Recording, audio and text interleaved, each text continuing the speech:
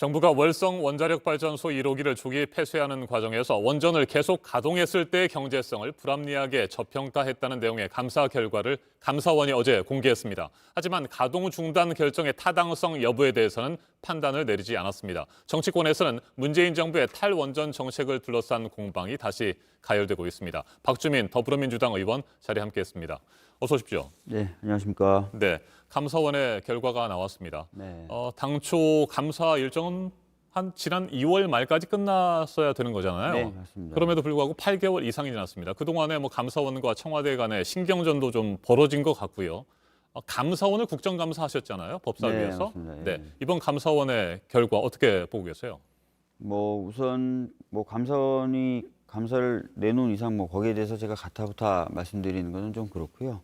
다만 이제 이 감사 결과가 감사원에서도 명백히 밝혔듯이 원전 폐쇄에 대한 정책적 결정의 당부에 대한 것이 아니거든요. 네. 그럼에도 불구하고 벌써부터 야당 그리고 일부 언론에서는 이 정책 결정 과정이 잘못됐다라는 식으로 보고 대응하고 있기 때문에 그 부분은 좀 타당하지 않은 것 아닌가 이렇게 생각하고 있습니다. 네.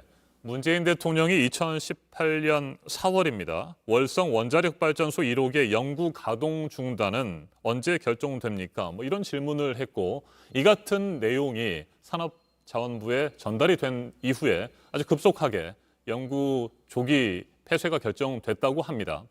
그 과정에서 절차적 합리성이 문제가 생겼다. 이런 지적도 있고요. 어떻게 생각하십니까?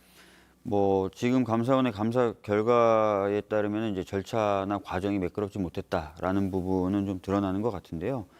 반면에 이제 이 월성 1호기 같은 경우에 지난 10년간 대략 한 8,900억 정도 적자를 내고 있는 상태였습니다. 네. 그렇다면은 경영진 입장에서는 적자가 이렇게 매년 많을 때는 한 1,500억, 적을 때는 한 800억씩 나는 이 원전을 계속 가동시키는 것이 타당하다고 생각했겠는가 이런 부분도 당연히 같이 고려돼야 된다고 생각을 하고요. 또 감사원에서도 밝힌 바와 같이 단순히 경제성만 가지고 판단한 것이 아니라 지역 수용성, 즉 주민들의 입장이죠. 그리고 안전성 이런 것들도 같이 고려해야 되는 사항도 있었다라는 부분도 유념을 해야 될 것 같습니다. 네. 최재형 감사원장은 감사 방해가 심했다 이런 얘기들을 여러 차례 했습니다. 감사 저항이라는 표현까지 썼었고요. 이 문제는 어떻게 보십니까? 감사 저항이라는 표현을 썼었고요. 저도 그 현장에서 네. 그 얘기를 들었었고 반면에 감사원의 감사 과정의 부적절성에 대한 여러 가지 제보들도 저희 의원실에 들어왔어서 그런 부분에 대해서 질문도 하기도 했었습니다. 무슨 얘기냐면 감사원이 오히려 일정한 결론을 정해놓고 피감 기관이나 피감 대상 인물에 대해서 강압적으로 감사를 했다거나 또는 여러 가지 참고 자료 또 관련된 자료를 제출해도 제대로 보지 않았다라는 제보들도 계속 들어왔었거든요. 네. 그래서 이 감사 저항이라고 언급한 부분이 어느 정도 타당한 것인지 이것은 이후에 좀 밝혀질 필요가 있고요. 그래서 감사원장도 이 감사 결과를 발표한 뒤에 감사 과정에 대한 점검을 하겠다라고 약속을 했습니다. 그래서 그 감사 과정에 대한 점검 결과가 나오면 조금 더 그런 부분에 대해서는 적절하게 판단할 수 있을 것 같습니다. 네. 국민의힘에서는 탈원전 정책에 대한 사망 선고가 내려진 것이다. 이렇게 평가를 하고 있는 것 같습니다. 네. 문재인 정부의 탈원전 정책에 대해서 의원께서도 동의를 하고 계시고 그 방향은 맞다고 생각하시는 겁니까? 네, 맞습니다. 전 세계적인 추세가 지금 탈원전 정책을 채택하고 있는 상황으로 가는 것이고요. 이미 전 세계적으로는 친환경 에너지, 재생 에너지가 원전 에너지의 비율보다 더 높은 비율로 지금 에너지 발전 체계가 바뀌고 있습니다. 그리고 안전이라든지 이런 것들을 고려했을 때도 저는 그것이 맞다고 생각하고요. 산업정책 측면에서도 신재생 에너지라는 새로운 시장이 보다 저희들이 적극적으로 뛰어드는 것이 맞지 않을까 이렇게 생각하고 있습니다. 네.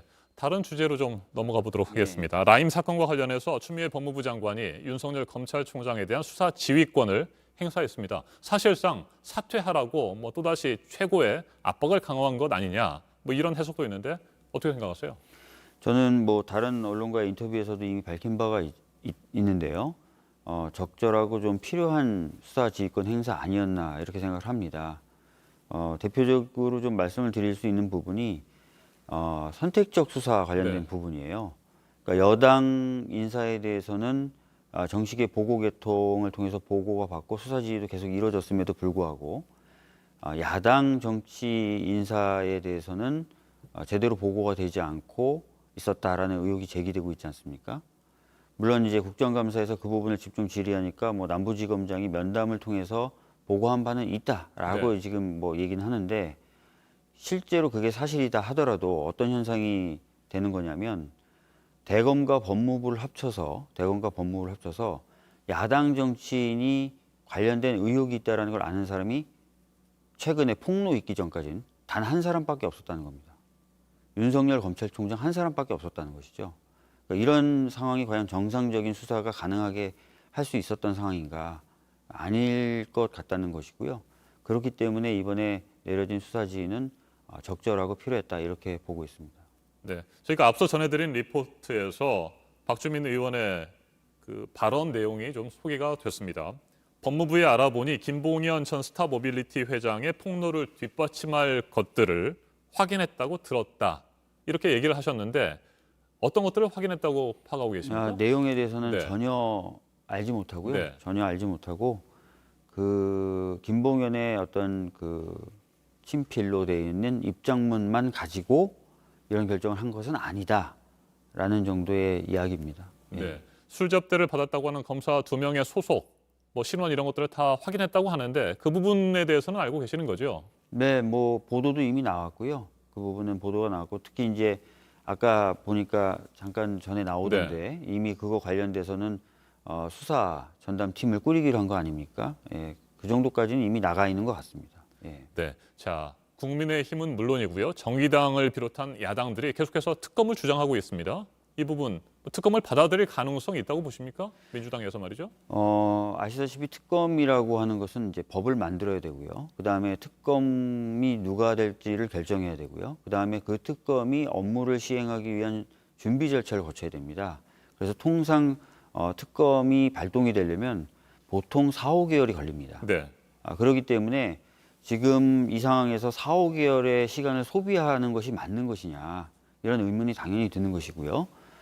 그렇기 때문에 지금 현재 검찰에 꾸려진 수사팀, 독립적으로 지금 수사팀을 꾸렸다고 하니까 이 수사팀의 수사를 우선적으로 좀 지켜봐야 될 것 같고요. 그게 아니라면 이미 출범 준비를 완전히 마치고 있는 그리고 법도 이미 시행되고 있는 공수처를 조기에 발족시켜서 이 부분을 들여다보게 하는 것이 오히려 맞지 않을까. 특히 공수처의 경우에는 아시겠지만 야당이 공수처장이 누가 되는지에 대해서 비토권을 행사할 수 있기 때문에 네. 야당이 결국 원하는 사람이 공수처장이 되지 않겠습니까? 그렇기 때문에 특검적 효과도 누릴 수 있다 이렇게 보고 있습니다. 네. 한 가지만 더 질문을 드리겠습니다. 주호영 국민의힘 원내대표 특검도 하고 공수처도 같이 추진하자 이렇게 주장을 하면서 공수처 검사의 기소권을 삭제하는 개정안을 내놓았습니다. 이에 대해서는 어떻게 생각하십니까? 뭐 저도 그 내용을 어제 보도를 통해서 좀 봤는데요. 말씀하신 대로 이제 공수처 검사의 기소권도 폐지하고요. 네. 재정 신청권도 폐지했습니다. 근데 공수처 검사가 갖고 있는 이 기소권과 재정 신청권은 검찰을 견제하기 위한 거의 유일한 수단이거든요. 근데 이것을 폐지한다는 것은 검찰을 견제하면서 수사에 있어 그동안 검찰이 행사해왔던 여러 가지 권력 남용이라든지 이런 걸 견제하겠다는 취지를 훼손시키는 것입니다. 또 이첩 권한도 폐지하겠다라고 얘기했는데요. 그렇게 되면은 공수처 같이 작은 규모의 그리고 전국적인 어떤 조직망이 없는 기관이 일을 할 수가 없습니다. 그래서 일을 사실상 하지 못하게 하는 그런 내용을 담고 있기 때문에 이런 내용의 개정안이라면은 뭐 공수처법 협상을 담당했었던 저로서는 당연히 반대합니다. 네. 예. 공수처 검사의 기소권을 삭제하는 것은 반대한다. 네. 이런 입장이시군요. 알겠습니다. 오늘은 여기까지 듣겠습니다. 박주민 더불어민주당 의원이었습니다. 말씀 잘 들었습니다. 네,